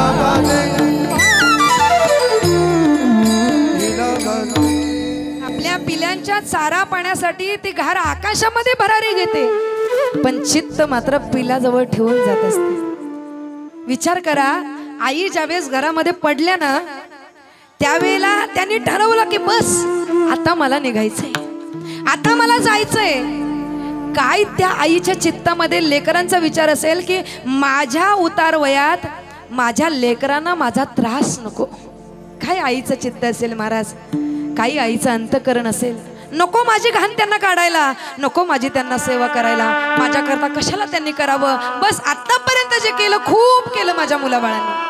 आणि सांगेल मी आपल्याला, आई वडील जिवंत असताना, आई वडील आजारी पडल्यानंतर त्यांच्याकरता पैसा खर्च करत असताना विचार करू नका. ज्याने उदार अंतकरणाने आई वडिलांच्या आजारपणात खर्च केलाय ना, त्याला माझा भगवान परमात्मा हजारो हातांनी देतो, हजारो हातांनी देतो. पण आई वडिलांकरता करा. मला आश्चर्य वाटतं, लहान असताना 2 आई वडील 5-5 मुलांना सांभाळतात, पण तीच 5 मुलं मोठी झाली की 2 आई वडील त्यांना जड जातात. जिच्या चित्तामध्ये सदैव लेकराचा विचार असतो, ती म्हातारी झाल्यानंतर तिची सेवा आम्हाला करता आली पाहिजे. तसं संतांच्या चित्तामध्ये तुमच्या आमच्या हिताचा विचार असतो. या समाजाचं हित कसं होईल याच्याकरता संतांनी आम्हाला सावध केलंय. आपलं हित व्हावं याच्याकरता संतांनी वारंवार सावध केले. बाबा रे, आपल्या मागून एक संकट येत आहे, आपल्या पुढून संकट येत आहेत. पुढून संकट येणारी काम क्रोधादी संकट आपल्या पुढून येत आहेत, आणि मागून येत आहे ते म्हणजे काळ रूपी संकट. आणि हे काळ येतोय ना, तर त्याचे संकेत सुद्धा आपल्याला देत असतो. काळ येत असताना कुठले कुठले संकेत आपल्याला देतो.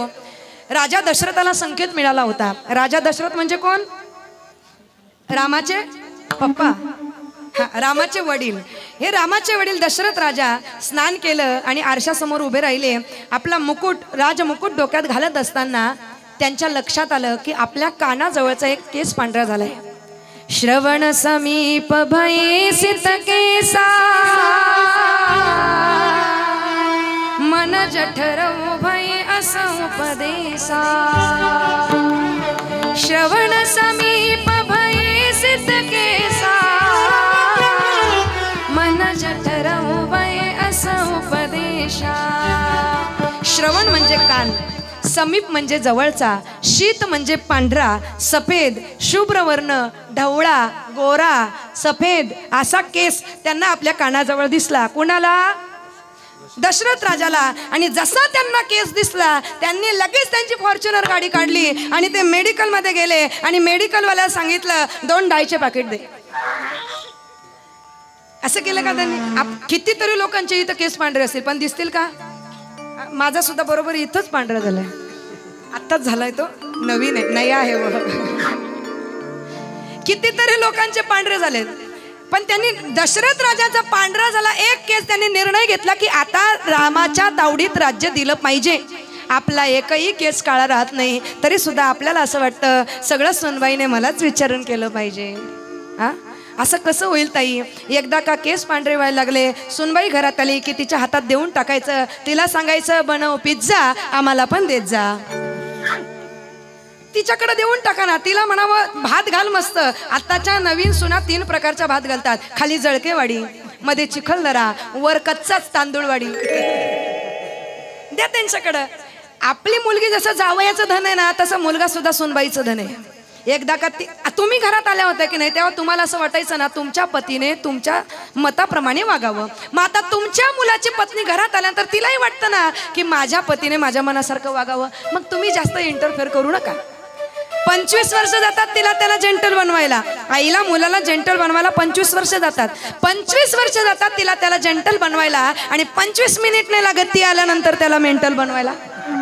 वेळ लागतो का? पण आपण समजूतदाराची भूमिका घेतली पाहिजे. आपण समजूतदार झालं पाहिजे. तुम्ही रॉकेट बघितले का? रॉकेट बघितले? ते रॉकेट ज्यावेळेस लॉन्च होतं ना, लॉन्च झाल्यानंतर ते भरकन आकाशात भरारी घेतं, आणि ते भरारी घेतल्यानंतर काही ठराविक अंतरावर गेल्यानंतर त्याचे स्क्वेअर पार्ट खाली गळून पडतात. पुन्हा काही ठराविक अंतरात गेल्यानंतर अजून जे राहिलेले स्क्वेअर पार्ट गळून पडतात. असे गळता गळता एक छोटीशी कांडी राहते, आणि ती अंतराळात जाऊन संशोधन करते. आता त्या अंतराळातून थोडं पृथ्वीवर या आणि आपला विचार करा. आपलं सुद्धा गळत चाललंय ना. मज नाही हात पाय, डोळा पडली झापड. मज नाही हात पाय, डोळा पडली झापड. कर्ण हे बधीर झाले, वाचा बोले बोबड.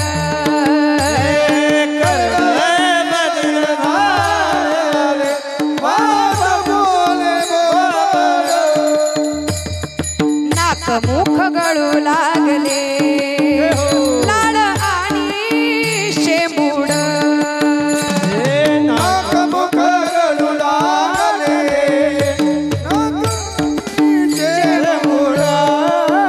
ओ श्वानापरी, श्वानापरी, श्वाना म्हणजे कुत्रा. आपली अवस्था कशी होते म्हातारपणामध्ये ऐका, संतांचे शब्द आहे. श्वानापरी गती झाली, अवघी करीती हाड हाड. श्वानापरी गती झाली, अवघी हाड हाड. टाळी वाजवा. ओ श्वानापरी गती झाली, अवघी करीती हाड हाड. तुम्ही संत माय बाबा एवढा उपकार करा, या माझ तेथवरी दाखवा दिनाचा सोयरा. तुम्ही संत माय बाबा टाळी टाळी.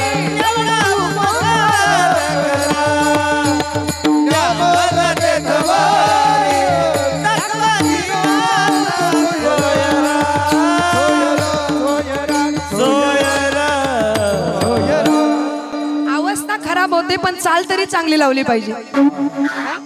आपले सुद्धा स्क्वेअर पार्ट गळत चालले, हातपाय गळत चालले, बसलं की उठता येत नाही, डोके दुखतात, खांदे दुखते, कंबर दुखते, सगळे स्क्वेअर पार्ट गळत चालले. पण आपण मान्य करायला तयार नाही. आपण मान्य करायला तयार नाही. श्वानापरी गती झाली, अवघे करीती हाड हाड. रग रग नाही तेज देह जब डग मग मग मग पग पग अलग परम. जग जग मुख दंत वचन जब पग पग तवनुचर लग भग जगरम. अंग मगलितम फलितम मुंडम दशन विहीनम जातुम तुंडम वृद्धो याति कहित्वादन. तदपि न मुञ्चत आशापिंडम, तदपि न मुञ्चत आशापिंडम, तदपि न मुञ्चत आशापिंडम. कळलं का? कळलं का? कळलं का? नाही कळलं? अवस्था पण आपल्याला कळत नाही.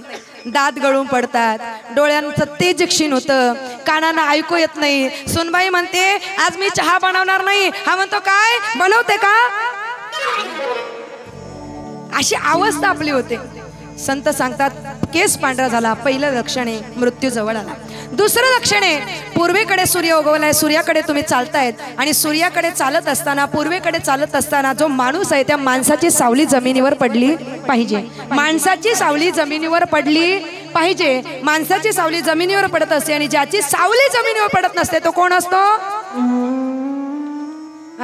भूत. भूत वगैरे काही नसतं तसं. हा म्हणजे पहिले भूत होती पण त्यांनी नंतर राजीनामा दिला, कारण त्यांनी पाहिलं आपली जागा चालवायला बरीच माणसं रेडी झालेली आहे, म्हणून त्यांनी बिचाराने. भूत नसतं, ज्याची सावली पडत नाही तो देव असतो.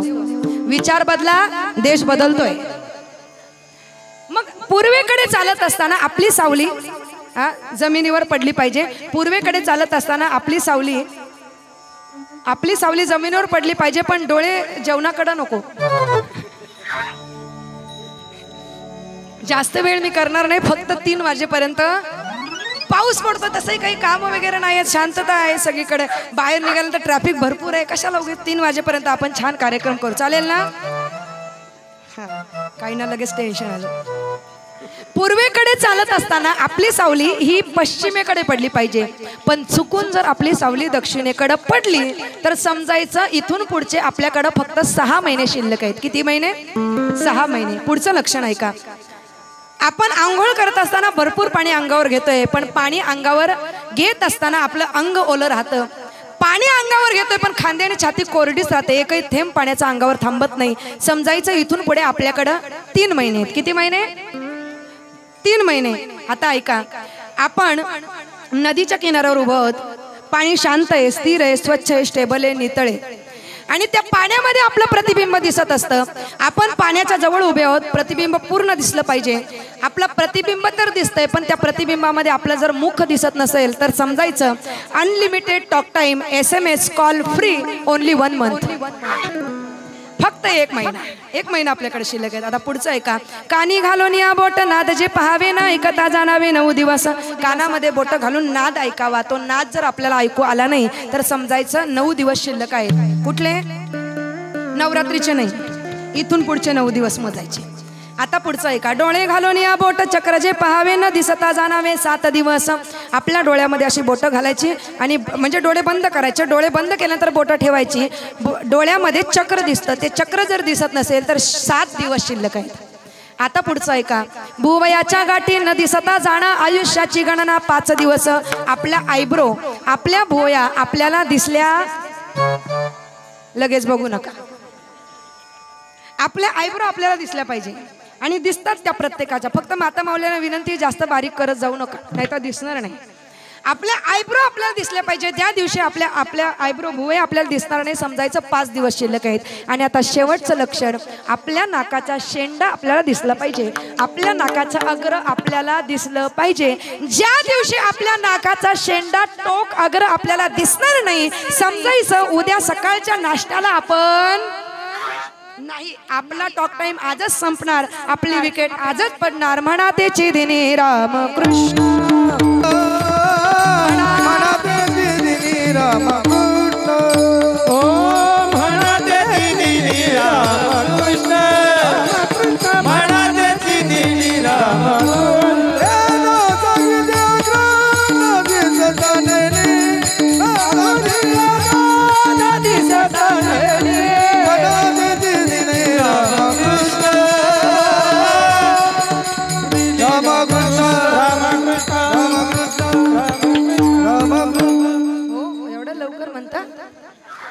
म्हणा तेच दिनी रामकृष्ण.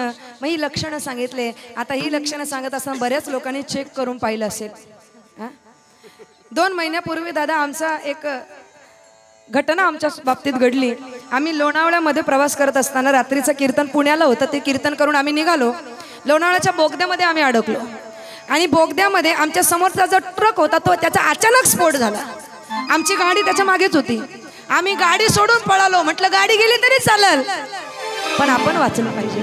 आम्ही जवळजवळ 1-1.5 किलोमीटर पाठीमागे पडलो. बरेच लोकांना मूर्छा आली, बेशुद्ध पडले, काहींचा BP लो झाला, बरेच प्रकार घडू लागले. एवढे काही लोक घाबरले होते, सगळे थकले होते की आता आपण जाणार 100% आता आपण जगत नाही. कारण त्या बोगद्यामध्ये 2 ऑइलच्या ट्रक होत्या आणि एकाचा जरी स्फोट झाला असता तरी 2-2.5 किलोमीटर तो लांब तो ज्वाला त्या ठिकाणी पसरत असते, अग्नी पसरत असतो. 100% काही लोक बेशुद्ध पडली, BP लो झाला. पण मला गॅरंटी होती की मला त्रास होईल, मी बेशुद्ध पडेल, पण मला गॅरंटी होती 100 नाही 101% मला गॅरंटी होती की मी मरणार नाही. कारण मी नाकाचा शेंडा चेक केला होता. आता मी असं सांगितल्यानंतर बऱ्याच लोकांनी नाकाचे शेंडे चेक केले असतील, पण हे त्यांचं सक्सेस होतं ज्यांचं 60, 50, 60, 70च्या पुढे वय गेलेलं आहे त्यांचं. मग काही लोक म्हणतील उगीच आम्हाला सांगितलं, घाबरून दिलं, आम्ही लगेच चेक केलं ना. ज्यांचा दिसला नसतील ते नंतर कीर्तनानंतर माझं काम काढतील. पण हे नंतरचे लक्षण आहे. पण त्याच्या अगोदर सुद्धा अपघातामध्ये, आजारपणामध्ये, कुठल्याही गोष्टीद्वारे कर्मभोग जर संपले तर त्याद्वारे आपला मृत्यू होऊ शकतो. मग मी हे का सांगितलं? मृत्यू ही घटनाच अशी आहे की ती कधी होऊ शकते. सांगू शकत नाही, वेळ काळ सांगू शकत नाही. तुम्ही सावध व्हावं म्हणून सांगितलं. सावध होऊन संतांना शरण जावं, भगवंताची साधू संतांची सेवा करावी, विठुरायाच्या नामाचा गजर करावा. संतांनी सांगितले बाबा रे, पाय जपावा चालण्याआधी, तोल जपावा ढळण्याआधी, शब्द जपावे बोलण्याआधी, नातं जपावं तुटण्याआधी, वस्त्र जपावं मळण्याआधी, रंग जपावे उडण्याआधी, अर्थ जपावे मांडण्याआधी, जीव जपावा जळण्याआधी आणि देवाचं नाम जपावं मृत्यू येण्याच्या आधी. विठोबा रखुमाई, विठोबा रखुमाई, विठोबा रखुमाई. हरी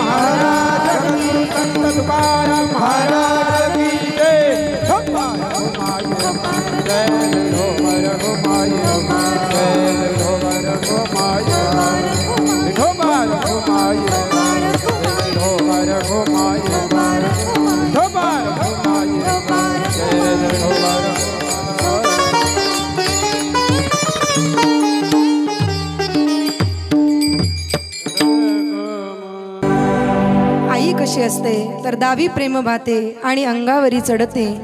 तसे आमचे संत आहेत आणि तुकोबाराय त्या संतांपुढे प्रेमाने नाचतात, त्यांच्या जवळ जातात, त्यांच्या कुशीत निसतात. तुका संतापुढे पायी झोंबे लाडे कोडे, देह विसरी आपुला, जवळी घेता शीण गेला. शांतता राहू द्या, फक्त 5 मिनिटं. अल्पमतीप्रमाणे सेवा करण्याचा प्रयत्न केला. सर्वांनी गोड अशी साथ या ठिकाणी दिली. गोड गायनाची साथ ज्यांनी दिली आदरणीय संगीत अलंकार महाराज जमदरे, गोड अशी साथ त्यांनी दिली. त्याचप्रमाणे आमचे आदरणीय वारकरी संप्रदायाचे निष्ठावंत वारकरी, भक्तिभाव ज्यांच्या अंतकरणात आहे, आमचे बंधू प्रमोद महाराज पाटील. एकदा जोरदार टाळी वाजवा. बंधू कीर्तनकाराला साथ करणं वेगळं आणि भगिनी कीर्तनकाराला साथ करणं वेगळं. कारण भगिनी कीर्तनकार म्हणजे त्यांचा आवाज हा कडक असतो, कारण त्यांना घरात भानगड करायची सवय असते, एक्सपिरियन्स असतो. आणि एवढ्या आवाजाला आवाज लावणं म्हणजे सोपं नाही. आमचे प्रमोद महाराज, त्यांचा आवाज माझ्या पाठीमागे गाऊन गाऊन बसला आमचे प्रमोद महाराज. त्याचप्रमाणे या सगळ्या लेकी, एकदा जोरदार टाळी वाजवाय सगळ्या लेकींकरता. ही संस्कृती, हा धर्म आहे, ही परंपरा आहे आणि जपली पाहिजे. आमच्या लेकींना, आमच्या मुलींना आम्ही शिकवलं पाहिजे. आमच्या आशाताई गोड अशी विण्याची साथ त्या करतायत. आमचे सिद्धार्थ महाराज या सगळ्या बहिणींना घेऊन मृदुंगाची साथ ते देत आहेत. आमचे सिद्धार्थ महाराज गोड अशी साथ त्यांनी दिली.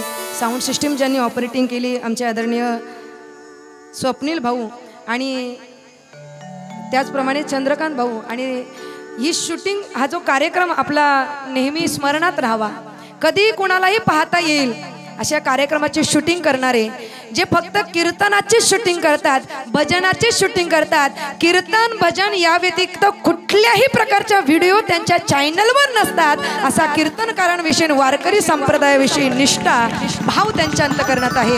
त्यांच्या चॅनलचं नाव आहे छंद भक्तीचा. म्हणजे माणसाने कशाचा छंद जोपासावा, माणसाने कुठला छंद जोपासावा तर तो भक्तीचा, परमार्थाचा, वारीचा छंद जोपासला पाहिजे. आणि दादा ते करतायत. मनुष्य जीवन अनमोल आहे. देवा करता जगा, देशा करता जगा, धर्मा करता जगा. आज धर्माला आपली गरज आहे. 2 मिनिटं फक्त ताट बसा. खूप महत्त्वाचा विषय मला सांगायचा. आज आपल्या धर्माला आपली गरज आहे. प्रत्येक हिंदूंनी फक्त हिंदू म्हणून नाही, कट्टर हिंदू म्हणून आज एकत्रित आलं पाहिजे, कारण आज आपल्या धर्माला आपली गरज आहे. सिंधू नदीच्या काठी बसणारा हा हिंदू बांधव ज्याने सदैव प्रार्थना केली वसुधैव कुटुंबकम. आतापर्यंतचा इतिहास तुम्ही बघा, कुठल्याही हिंदू राजाने ख्रिश्चनांवर आक्रमण केले, त्यांचे चर्चेस तोडले, असं कधीही झालं नाही. आतापर्यंतचा इतिहास तुम्ही बघा, कुठल्याही हिंदू राजाने मुस्लिमांवर आक्रमण केली, त्यांच्या मस्जिद तोडले, असं कधीही झालं नाही. कारण दुसऱ्याला त्रास देणं हा DNA अजून हिंदूंच्या शरीरात निर्माणच झालेला नाही. हे रक्त संभाजी राजांचं रक्त आहे, हे रक्त शिवाजी राजांचं रक्त आहे. या रक्ताने सगळ्यांना एकत्रित केलं, सगळ्यांना एकत्रित केलं. हिंदू धर्म का वाचवायचा आहे? कारण हिंदू धर्मासारखा श्रेष्ठ धर्म जगाच्या पाठीवर नाही. ज्यांना आम्ही आपुलकीने जवळ केलं, ज्यांच्यासाठी आम्ही भाईचारा करत राहिलो, आज ते आमच्या दुधात थुंकतात, ते आमच्या बिर्याणीत गटारीचं पाणी टाकतात, ते आमच्या जमिनी हडप करतात, ते आमच्या मुलींना लेकींना लव जिहाद करतात, घेऊन जातात, आणि अजूनही आम्ही सावध होत नाही. पुढच्या काही वर्षांनी जर हिंदू बांधव सावध झाला नाही ना, तर पुढच्या काही वर्षांनी फक्त दोनच पर्याय आपल्याकडे शिल्लक राहतील. एक तर धर्म बदला किंवा मरण पत्करा. अभी नाही तो कभी नाही, अभी नाही तो कभी नाही. आता या क्षणापासून आम्ही सावध झालं पाहिजे. आणि हिंदू धर्मासारखा श्रेष्ठ धर्म नाही बरं का, हिंदू धर्मासारखा श्रेष्ठ धर्म नाही. या धर्मामध्ये सासरा आपल्या सुनेला लेकीसारखं वागवतो, या धर्मामध्ये सासरा आपल्या सुनेला लेकीसारखं वागवतो. आणि बघा, परधर्मामध्ये सर्रास हलाला चालतो.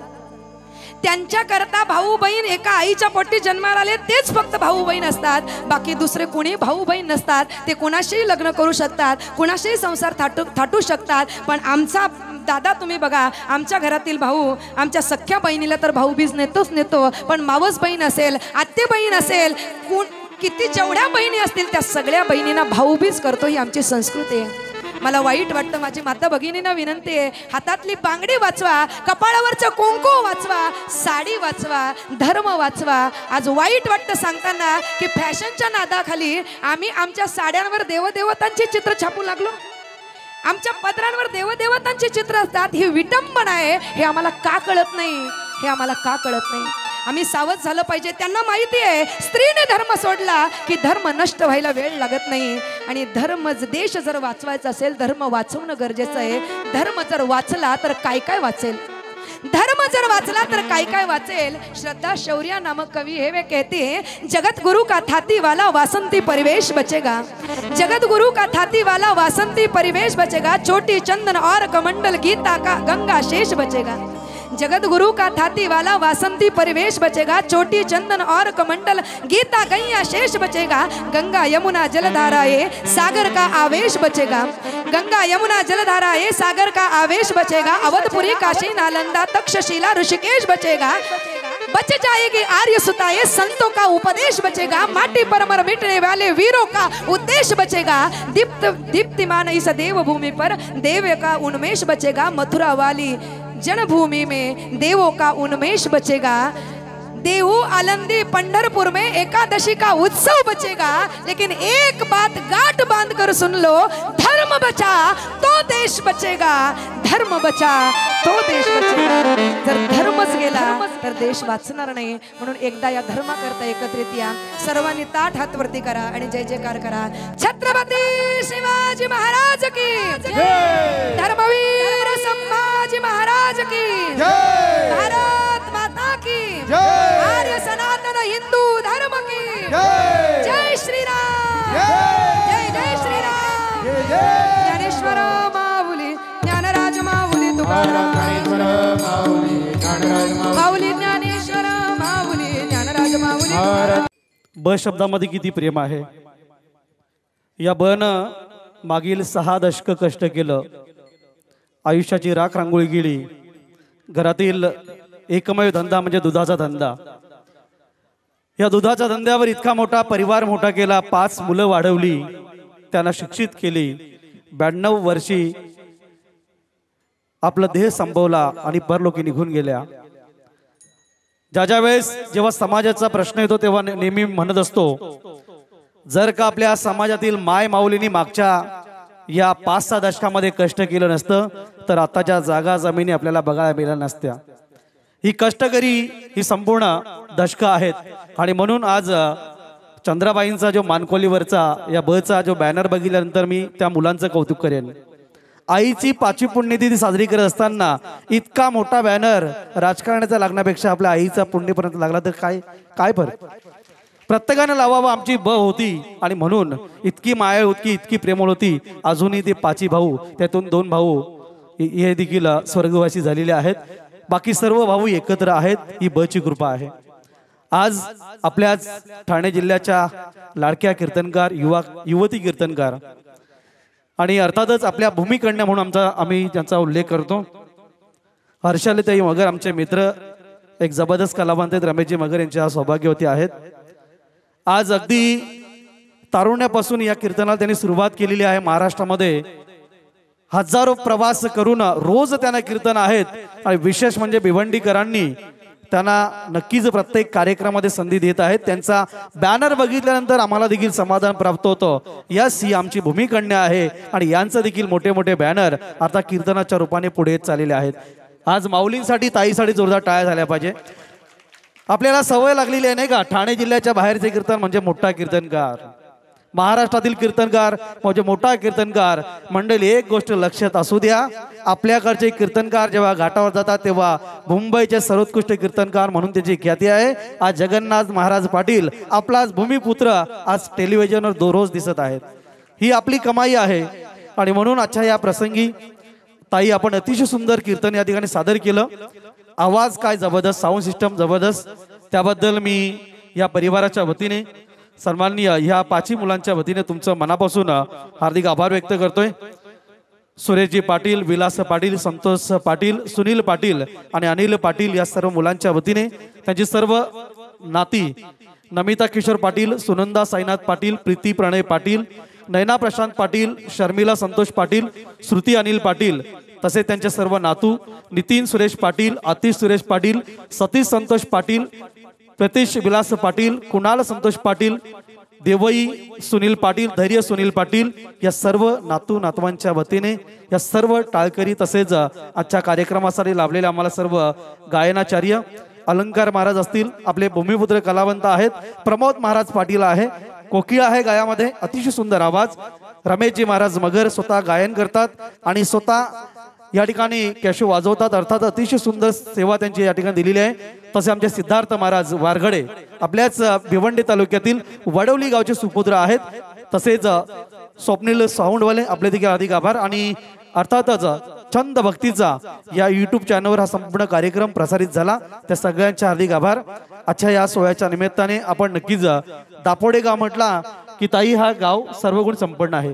कला, क्रीडा, शैक्षणिक, साहित्य आणि अध्यात्माचा आणि राजकारणाचं एक मोठं गाव आहे. त्यामध्ये अनेक समाजसेवक आहेत. नारायण मामा पाटील असतील, ज्यांचा कुठेही कीर्तन असू दे त्यांचा हार आणि शाल ठरलेली असते. आज त्यांच्या सुनबाईंनी तुम्हाला ती घातली. आणि म्हणून यांच्यासारखे अनेक असे समाजसेवक आहेत जे या ठिकाणी अतिशय सुंदर कार्य करतात. आपण या पाटील कुटुंबियाच्या कार्यक्रमाला, स्वर्गीय चंद्रबाई सदाशिव पाटील या च्या कार्यक्रमाला आपण उपस्थित राहिलात, त्याबद्दल मी तिन्ही सुपुत्रांच्या वतीने, त्यांच्या सर्व नातवांच्या वतीने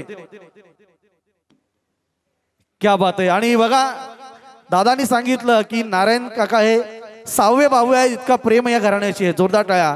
आणि ही पुत्राची माया त्यांनी लिहिलेली आहे की आमच्या बहिणी आम्हाला वेगळं काढू दिलं नाहीये. आपली मोठी आता कुठे अडचण आहे वेगळे निघण्याची. तुम्ही खूप सुंदर उदाहरण दिलं की 5 मुलं 5 दशकापूर्वी आईने बाबाने वाढवली आणि 2025 मध्ये ती दोघं 5 जणांना भारी पडली.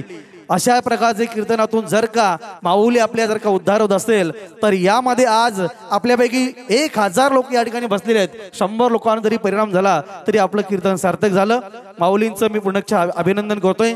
येणाऱ्या काळात सन्माननीय हा मगर परिवार आहे, यांचा जो वारसा आहे, सर्वांची सेवा देण्याचा, सकाळपासून उठल्यापासून रात्री झोपेपर्यंत फक्त सेवा आहे. कारण की माऊलींची धावपळ असते, महाराजांचे कार्यक्रम असतात.